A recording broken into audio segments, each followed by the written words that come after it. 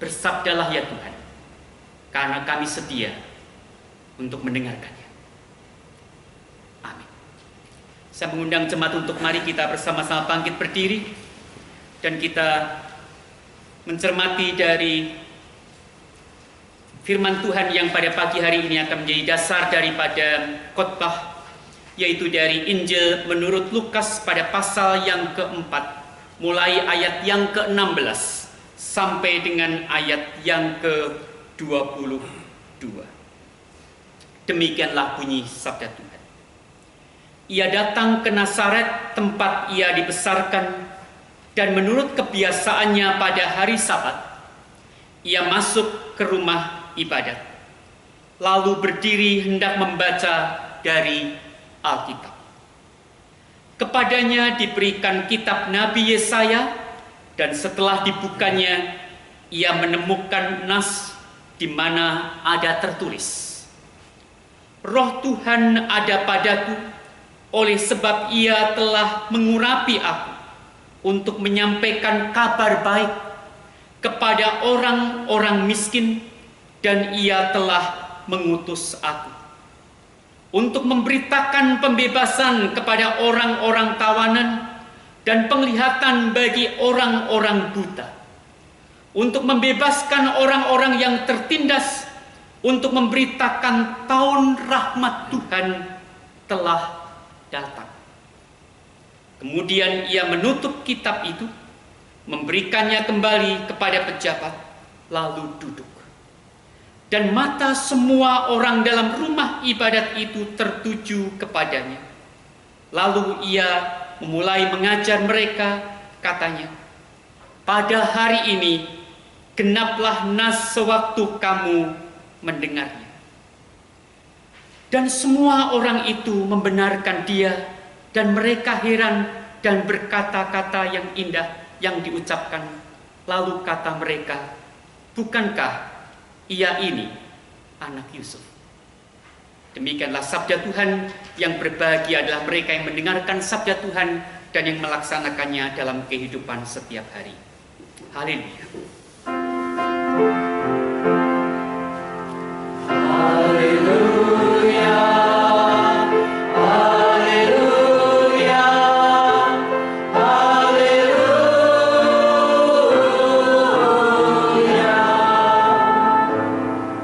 Cuma dipersilakan. Jemaat yang dikasihi oleh Tuhan Yesus Kristus, saya lupa tepatnya, namun setidaknya sekitar 4 tahun yang lalu, ketika saya mengikuti sebuah acara di sebuah wilayah di Indonesia di bagian barat, di daerah Sumatera, salah satu pimpinan sinode yang juga hadir dalam acara itu bercerita pada saat kami memiliki waktu untuk coffee break. Dia cerita bahwa di kampung-kampung tertentu, di sana ada satu tradisi untuk menilai seseorang apakah dia itu seorang pendeta yang baik atau tidak, justru ketika hujan turun.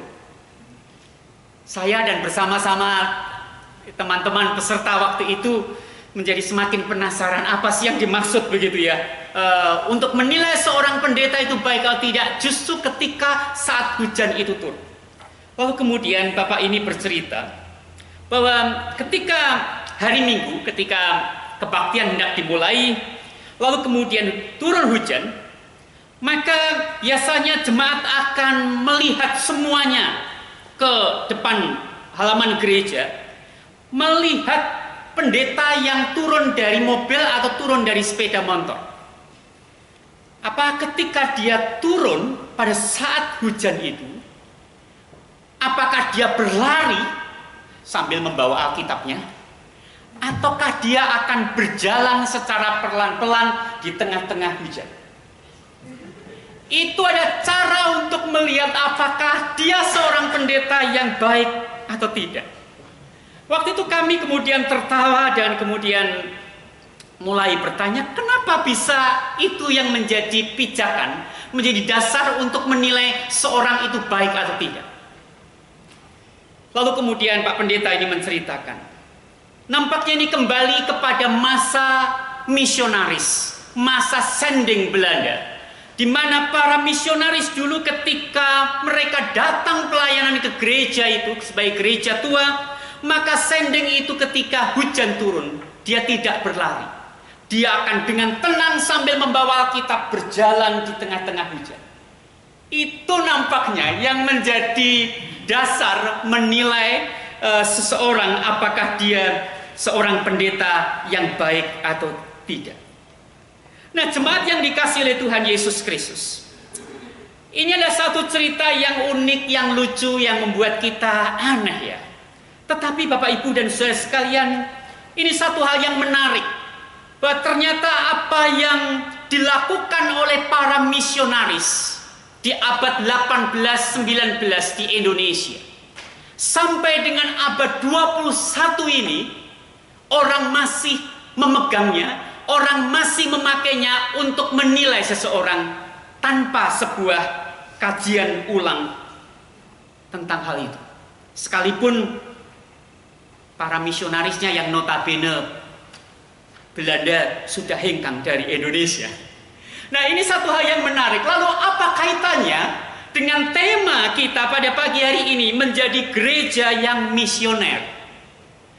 Ketika majelis memberikan tema ini, saya berpikir, wow, ini tema yang sangat-sangat besar, menjadi gereja yang misioner. Ini menjadi sebuah disiplin ilmu sendiri, Bapak Ibu.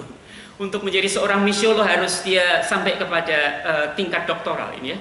Tapi ini saya harus menyampaikan sekitar 20 menit. Nah, Bapak Ibu dan saudara sekalian, bagaimana menjadi gereja yang misioner? Sejarah membuktikan dan tidak terbantahkan. Ya, kalau mari kita kembali karena kita gereja Kristen Indonesia. Ya, kekristenan di Indonesia, baik Protestan maupun Katolik, itu tidak bisa lepas dari semangat misioner gereja-gereja di Belanda pada abad 17, 18-an dan 19.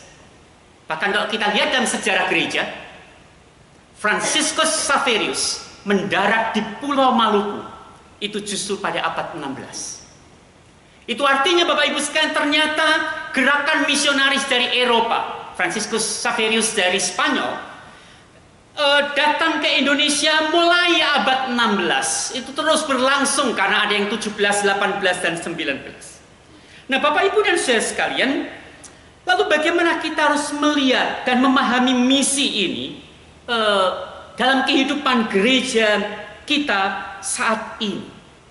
Nah, untuk itulah maka saya memilih dari Injil Lukas pada pasal yang keempat ayat yang ke-16 sampai dengan 22.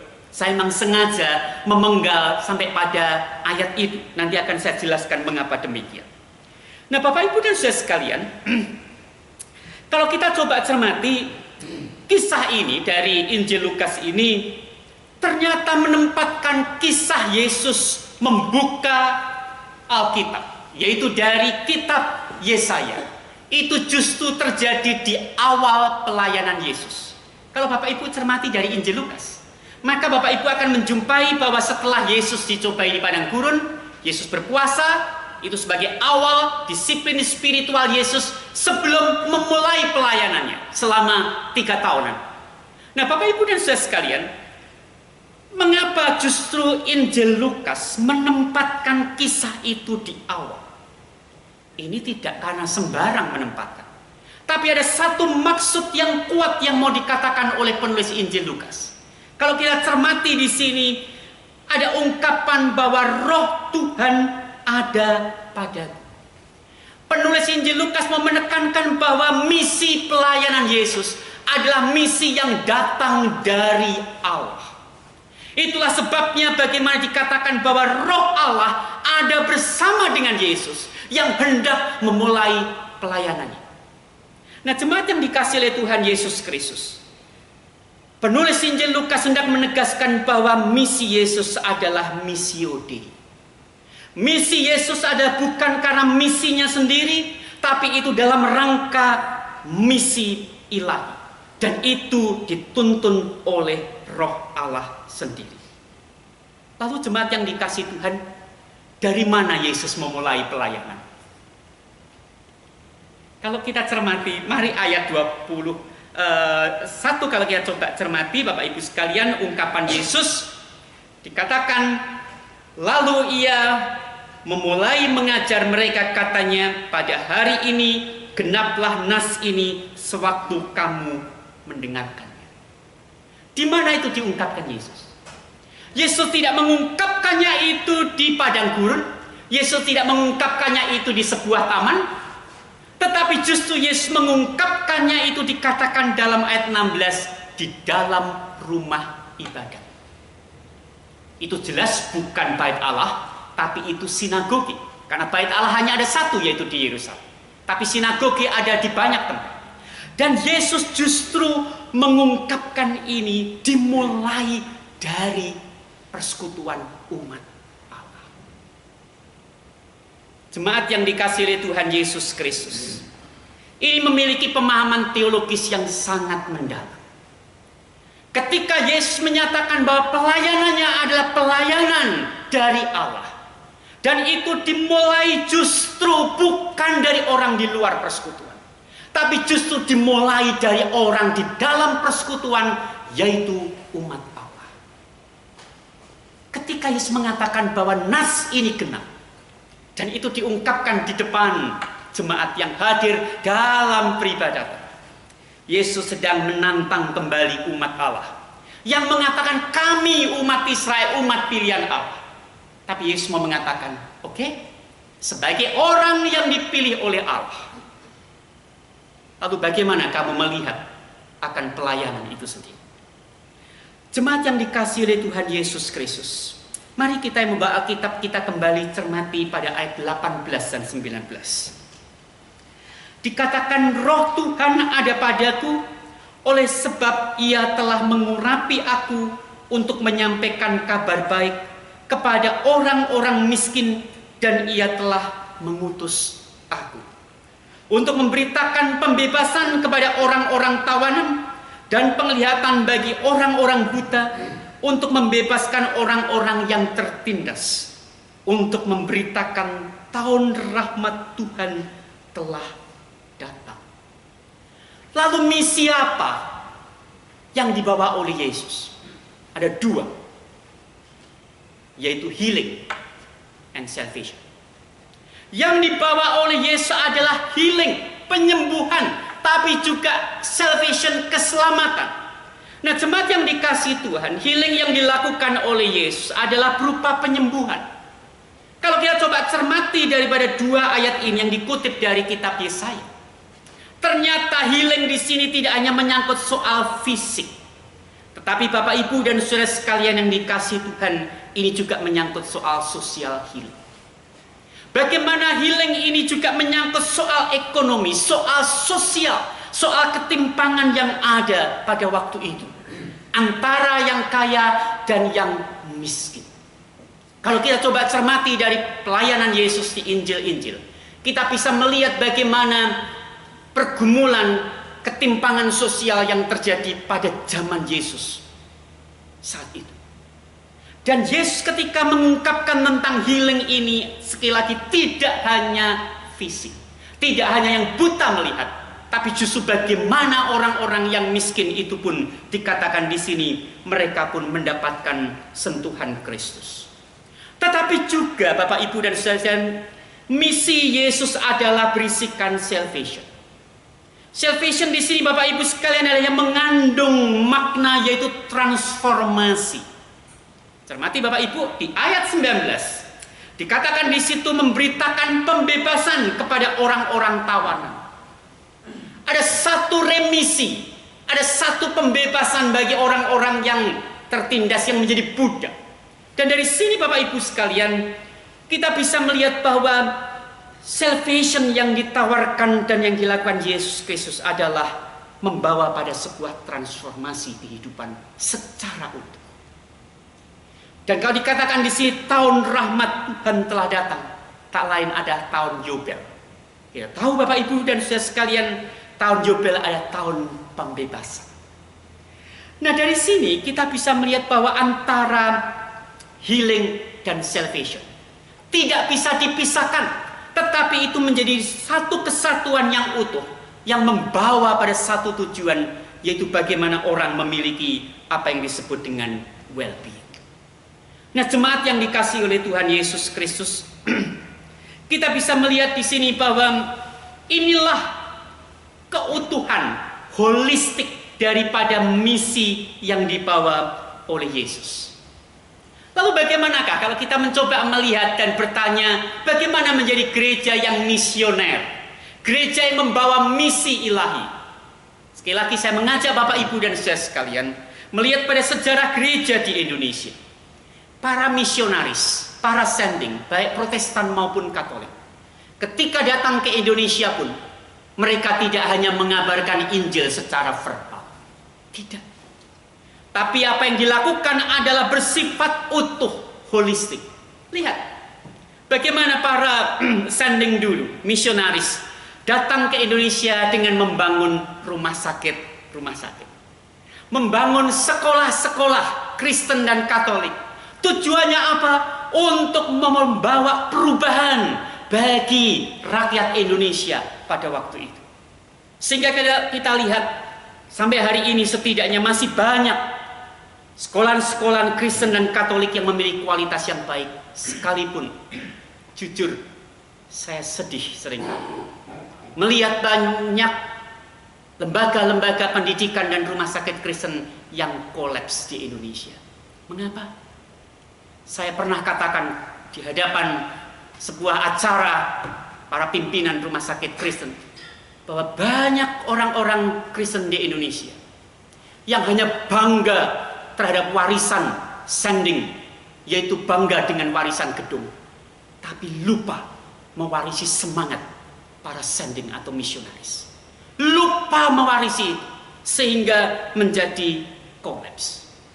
Nah, Bapak Ibu dan saudara sekalian yang dikasihi oleh Tuhan Yesus Kristus, menghadirkan misi Allah tak lain adalah menghadirkan kasih itu sendiri.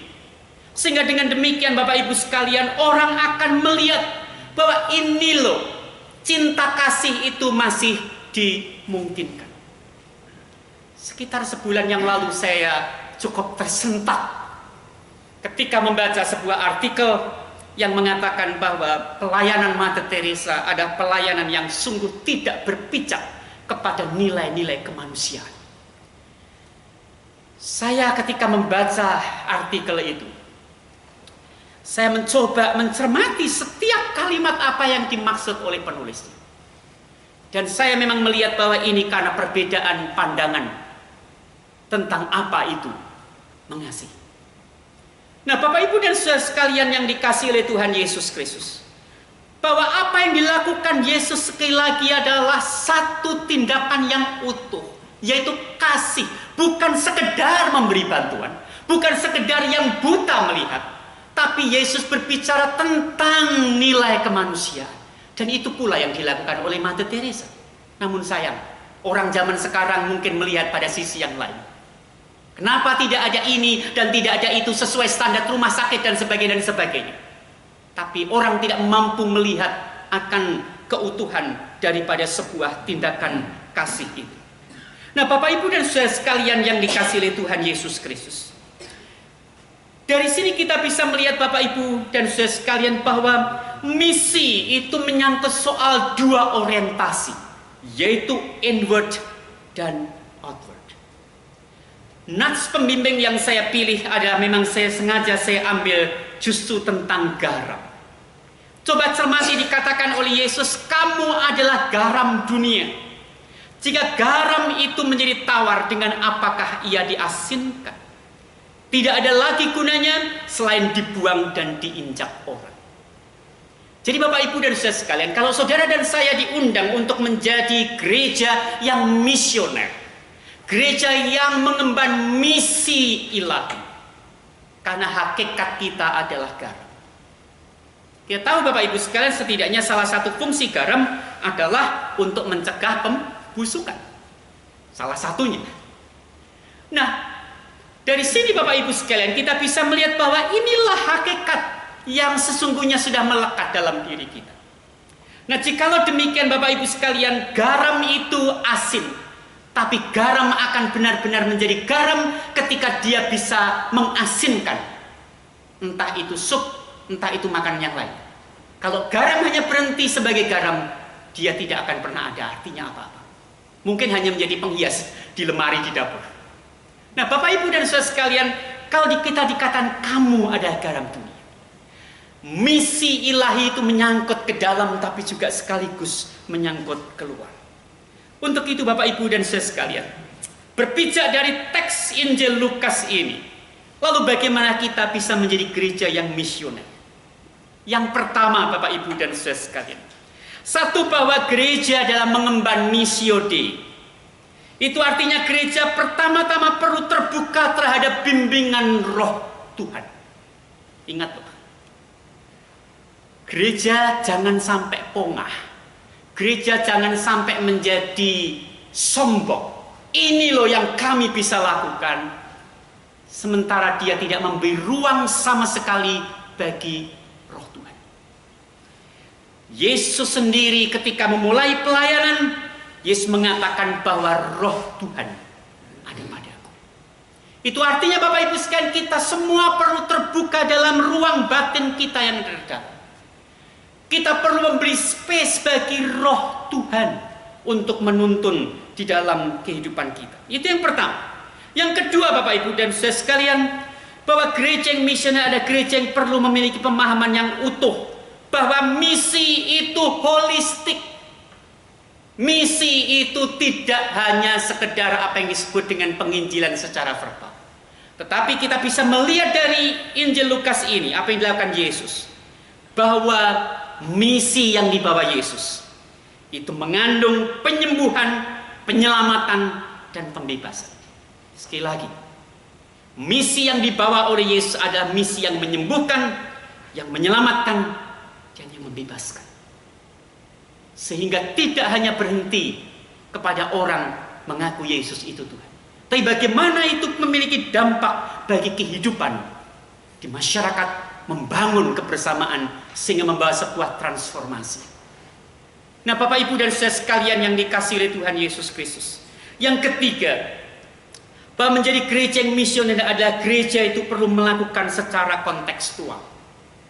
Kalau saya katakan kontekstual sebagaimana cerita saya di awal tadi, yang membuat kita bisa tertawa, itu contoh bahwa gereja seringkali tidak kontekstual.